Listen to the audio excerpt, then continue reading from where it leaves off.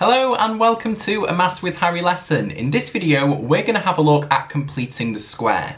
Now completing the square is really useful and you might have seen it before at GCSE. It's really useful to kind of simplify, if you like, quadratic expressions. If you're given a quadratic expression, you can complete the square on it and get it in a different form.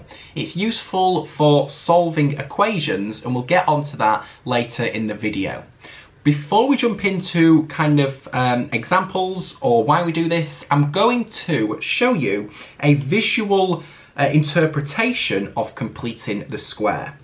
So here, as you can see, I've got a rectangle and I've split that rectangle up into a square, and I'll write that on the screen. We've got this as a square, and then we've got this part here is another rectangle. Now what I'm going to do is I'm going to add some dimensions onto this diagram, and I'll do that in orange. The square is going to have lengths x, so I'm going to have this side of the square x, and of course it's a square, so that side will also be x. Then this rectangle here is going to have a length of b. Okay, and that then means it's got a height, if you like, if you want to look at it like that, or a width, length and a width. It's going to have a height here of x, and I can write that in there as well, okay, because it just corresponds to this side here, because it's a rectangle. Okay, so what I'm going to do is I'm going to work out the area of this rectangle, and I'm going to do that by working out the area of the square and then adding on the area of this rectangle here that's split up by this dashed line, okay? So the area of the square is going to, area of the rectangle is going to be the area of the square, and we can, and in fact I'll put equals here, we can work that out by just doing x times x, so that's the area of the square, and then plus the area of this rectangle, which is going to be b times x, okay, so plus b x, and I'll do some annotation. That is the area of the square, and that is the area of the rectangle. Okay, and I'll write in there that that is the rectangle. Okay, so that's how we can work out the area of that rectangle. Now, if we think about kind of rearranging that rectangle in a different way, and to do that, I'm going to start off with a square, okay? And the square is just this square here, okay? It's just that square there. So it's actually got a length of x, and also that length there is going to be x, okay? What I'm going to do is I'm just going to rub out that that's the rectangle. I just wrote it, but now I'm going to rub it out. And what I'm going to do is I'm going to split up, and I'll do this in black. I'm going to split up this little rectangle into two rectangles, and I'm going to split it up down the middle. So hopefully that's about the middle, okay? I'm going to split that rectangle up there. So that means we've got the dimensions here of b over 2 from the two dashed lines and b over 2, because it's in the middle. We have the full length of b, so splitting it down the middle, this length here will be b over 2, and so will that length, okay? And then what I'm going to do is I'm going to go back to a green, and I'm going to have this rectangle as the green rectangle, and I'm going to have this rectangle as the red rectangle, okay? On this square, I'm going to construct this rectangle a little bit differently. Now I'm going to still have the green rectangle there, okay, so I've just put that green rectangle exactly where it was. So that means we've got a length of, and I'll do that in red, b over 2 there, just from that b over 2. Okay, hopefully that makes sense so far. Then what I'm going to do is I'm going to put this red rectangle, which is this red rectangle here, okay, I'm not going to put that on the side, I'm going to put it on the top. So move that red rectangle onto the top there, okay? So these three shapes, this red, this blue and this green, is the exact same, if you were looking at it like a floor space, the exact same floor space. It's just that I've rearranged that green one, well, to be in the same place, and I've rearranged the red one to be at the top, okay? Now if we put some dimensions on the red one, what we're going to have is, well, this is going to be x, because that was the height of the rectangle here, okay? And then this is going to be b over 2 from that b over 2 there. Okay, so hopefully that makes sense. Now, I want to make this shape a big square. So I need to have this little grey square, and of course I need to put it there, because we've moved this red one up, so we need something to fill this little space here. Okay, so let's take that grey square and let's pop it in there. So you can see now this, as the title suggests, is one big square. We've got a big square, two rectangles, and a little square. Okay, now just to note, and we'll write this in red, this grey square, or square should I say, was not in the original rectangle. Okay, it was not in the original rectangle. So now what I'm going to do is I'm going to work out the area of this big square, okay? And the area of this big square, well, it's just a square. So the area of the big square is going to be equal to, well, I'm just going to take this length and multiply it by that length. It's a square, so it's just going to be this length, which is x plus b over 2. I'm just going to square it.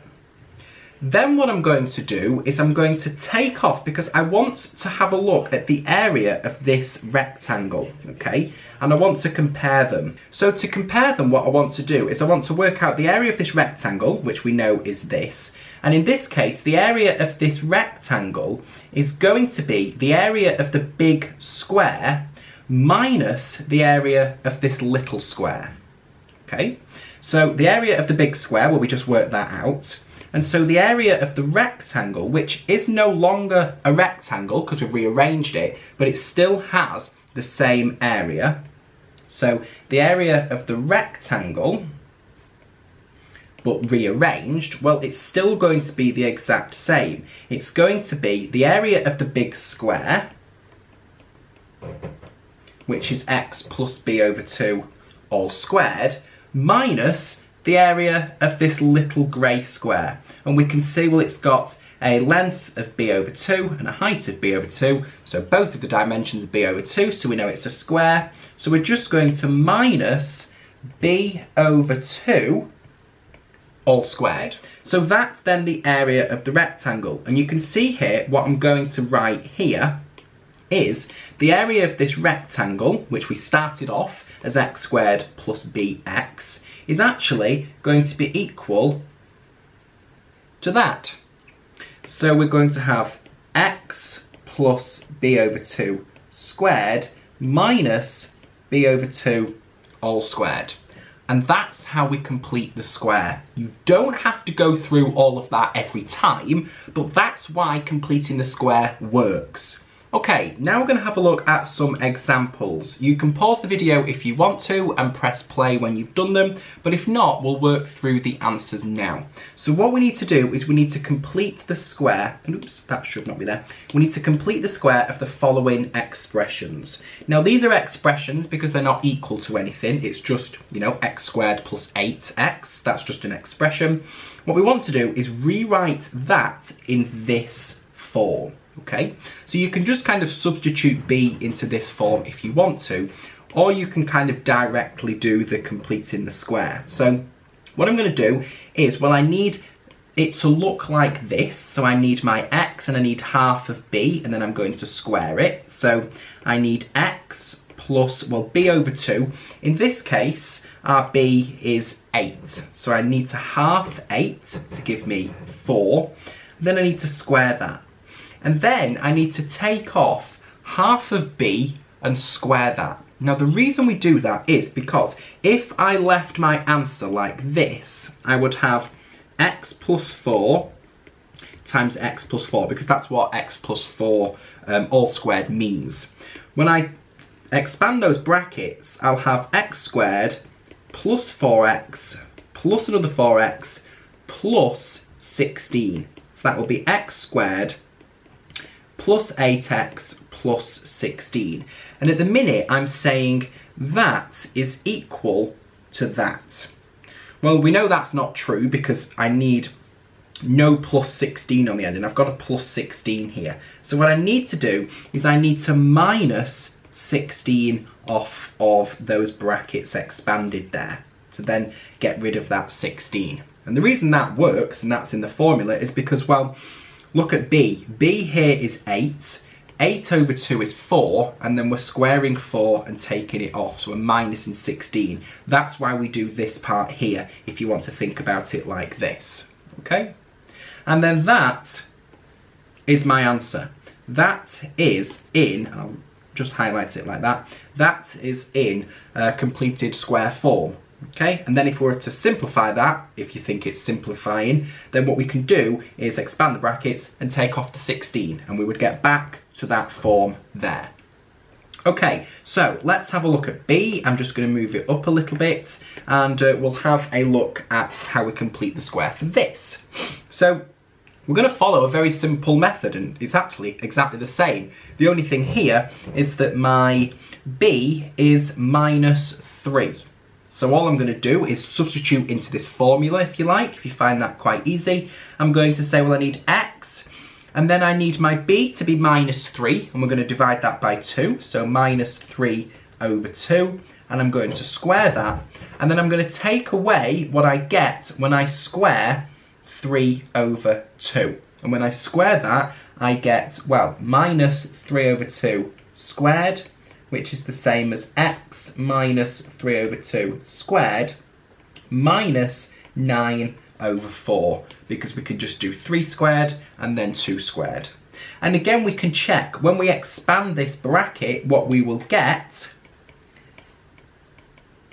is, well, that's what we're doing. We'll have x squared minus 3 over 2x minus another 3 over 2x.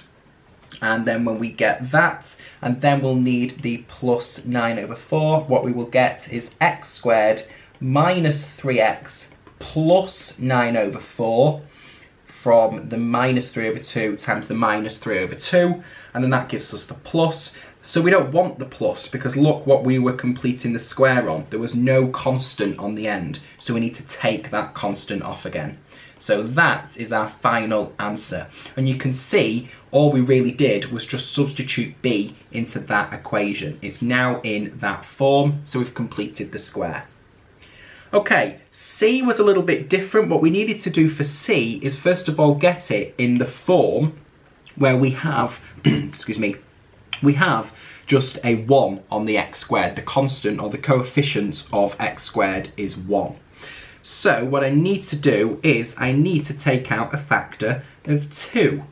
And I can do that from both terms like that. Okay? And now I'm going to complete the square on x squared minus 6x.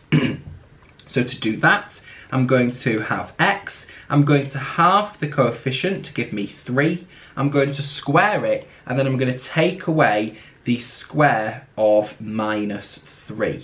So minus 3 squared is 9, so I'm going to take that away. And again, for the same reason, because we don't want, when we expand that bracket, the plus 9, so we need to get rid of it because we don't have it here, so we need to take off the 9. Okay, so that's the completed square form there, but we had 2 lots of that. So I can say, and so 2 times x squared minus 6x is 2 times x minus 3 all squared minus 9, and then what I can do is just, like always, distribute that 2 with the terms in the bracket. So that will be equal to 2 times x minus 3 all squared and then minus 2 times minus 9 will give me minus 18. And that is our answer. That is in completed square form. The only thing here is that we've got a multiplier outside of the bracket. Here we didn't have a multiplier, but it's still in completed square form because we've got something times our bracket squared and then take off a constant that we don't want because we didn't want the constant here. All right, okay, that is all I've got for that. Now, when we have a look, what happens if we don't have this form? Okay, what happens if we don't have this form here? What happens if we've got some a, some coefficient of x squared, we've got some bx, and then we've got a constant? So what happens if we do have something that's not just 1x squared and when we've also got a constant as well? Well, what we're going to do is we're going to deal with it a little bit like we just did those examples. I'm going to first of all factorise, and I'll write this down number 1. We're going to factorise a out of the first 2 terms. So we don't take it out of c, we just take a out of ax squared and bx. Okay, so when we do that, what we get is we get a times x squared plus b over a x, and then plus c is equal to 0. Okay, that's what we get there. All I've done is I've taken out an a from the first 2 terms. And now what we can do is we can complete the square on what's inside the bracket, because that is in the form that we just had for the other examples. So complete the square on what's inside the bracket. So when we do that, what we will get is, well, we'll have inside the bracket x squared plus b over ax. That will be x plus, divide our b by 2. Now our b here is b over a, so we're going to get plus b over 2a. We're going to square that, and then we're going to take away this squared. So we're going to take away b over 2a squared, okay? The reason we do that is because we were just following what we just had over here. It's the exact same form, apart from our b is b over a. Okay, so that's what we've got there, and then all we need to do is just substitute that back in. So then substitute that back in. I might need to move the examples down. So substitute, I've spelt that wrong, substitute, there we go, substitute back in, so we will have a times, well, we originally had this, and we know that that is now equal to it because we've completed the square on what's inside the bracket. So I can duplicate that down. Then plus c, okay, equal to 0.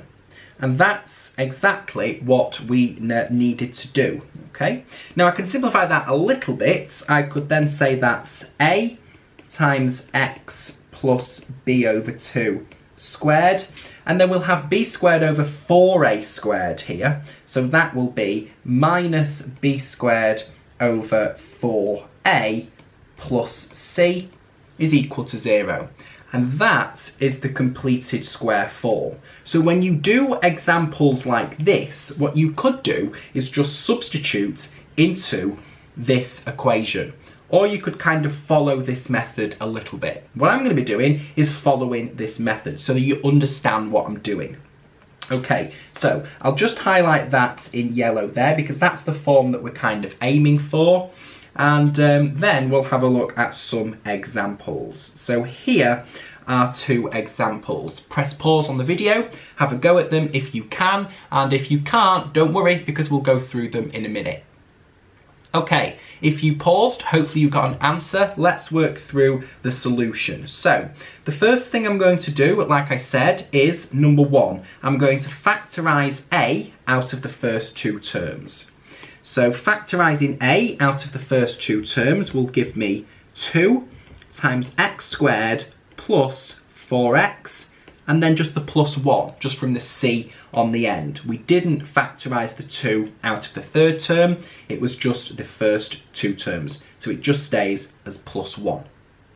Then what I'm going to do is I'm going to say now I'm going to complete the square on what's inside the bracket, because that was the second step there. So complete the square on what's inside the bracket. Now what's inside the bracket is x squared plus 4.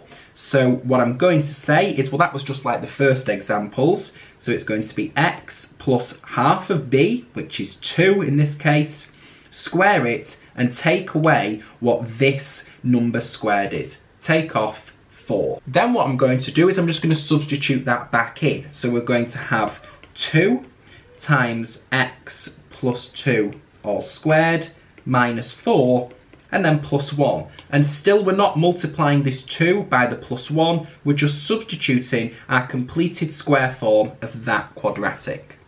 So then I could do a little bit of a distribution of the 2. I can distribute the 2 to the bracket and the 2 to the minus 4 to give me 2 times x plus 2 all squared, and then 2 times minus 4, which is minus 8.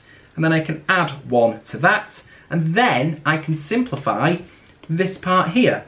Minus 8 plus 1 is minus 7. So what I can do is I can say 2 times x plus 2 all squared minus 7. And that is now in simplified form.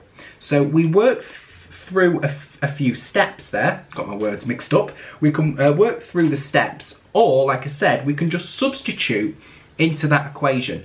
I'm never going to remember that equation. I remember the method and how to get to this form. And I think that's the best way you should probably do it as well. So take out a factor of a here was 2, take that out of the first two terms, complete the square on what's inside the bracket, which is what we started with. Those were examples like we had, and then substitute it back in and then do some simplification. Okay, let's work through B. So I'll just put a line down here so we know this is a new solution, and I'm going to do the exact same thing. Now it doesn't matter here that this 2 is not divisible by 3, we're just going to get a fraction. I'm going to take out a factor of 3 to give me x squared plus 2 over 3 x, and then I'm going to, minus 1 from the end. Okay, again, I'm only taking the 3 out of the first two terms, and I'm taking 3 out here because 3 is a. Alright, then I'm going to say, well now let's complete the square on x squared plus 2 over 3 x. Just because our b in this case is a fraction doesn't mean we can't do it. All I'm going to do is do the exact same thing. So I'm just going to take b to be 2 over 3. So I'm going to write that as x, and I'm going to add half of b, because remember the formula here was to, to half b. B in our example is 2 over 3, so I'm going to half it and then square the bracket. So we're going to have plus 2 over, and I'm dividing it by 2 here, so it's going to be 2 over 6, which we know is just a third, so we can write that as a third. I'm going to square that, and then what I'm going to do is take off what I get when I square this constant here, which is a third. So I'm going to take off 1 over 9. Okay, and that's it. That's all we had there. Okay, we just needed to complete the square on that. Then I'm going to substitute that in. So we can say that 3 times x plus a third all squared minus 1 over 9, and then minus 1. Because we've just substituted that into the bracket. Minus 1 is equal to 3, and then I can distribute the 3. So 3 times x plus a third squared minus, well, that's a third, isn't it? Because it's 3 times 1 over 9, which is a third, and then minus 3 over 3. The reason I've written it 3 over 3 is so we can manipulate those together, and it's minus 1, which is the same as minus 3 over 3. Okay? That then gives me 3 times x plus a third squared minus 4 over 3. And what we could do, if we wanted to, is we could expand the bracket here, and we can try that now actually. If we check our answer, we can say, well, it's going to be 3 times expand the bracket will give me x times 2 over 3 x plus, and that's going to give me 1 over 9, and then minus 4 over 3, that's going to be, oh sorry, that's x squared, 3x squared plus 2x plus a third minus 4 over 3, and then that's going to be 3x squared plus 2x minus 3 over 3, which is minus 1. And we can see that's the quadratic that we started with. So we know we can give ourselves a green tick. Okay, here I think is the final question. Yes, it is. Let's have a go. Now, this is kind of an application of completing the square. What we want to do here is solve the equation by completing the square. Now, I don't think you would get this question in an exam, but it's useful to be able to do it, because if you've not got a calculator and you think, oh, can I be bothered doing it in the quadratic formula? Possibly not. It's quite easy to complete the square. Okay, so I have done this question beforehand, so I'm just going to have the answer in front of me to check I make no mistakes. So all I'm going to do is just, first of all, complete the square on the left-hand side, because it's just an expression. Okay, so completing the square on this left-hand side. So the first thing I'm going to do is, well, I'll write it down. I'm going to factorise out from the first two terms a. Here, a is 4. So I'm going to factorise out 4 from the first two terms to give me x squared minus a quarter x minus 8. Okay, we don't factorise out from the third term, it's just the first two terms. Then what I'm going to do is I'm going to, number 2, complete the square on the bracket. That will allow me to then complete the square on the full quadratic. Okay, so I'm going to have x squared minus a quarter x, and I don't need the minus 8, that's just what's inside the bracket. Completing the square on that will give me x minus, because this is a minus here, a half of this number, which will give me an 1/8. Then I'm going to square that, and I'm going to take away what I get when I square this number. I'm going to take off 1 over 64. Okay? So I can substitute that back in now. So I can say then 4 times x squared minus a quarter x minus 8 is the same as 4 times this. And I can just duplicate that down. And then I need my minus 8 on the end. Okay? Then I can distribute the 4, I can distribute it to the brackets and the minus 64. So that will give me 4 times x minus an 1/8 all squared minus 4 over 64, which is the same as 1 over 16. And of course it's a minus there because of the minus here. And then I need to minus 8 off of that, okay? And then when I do that, I'll have 4 times x minus 8 all squared, and then that gives me, and you probably would have a calculator here, you could write that over 16 and then do 8 times 16, but what that gives you is 129 over 16. So I've just simplified those two numbers together there.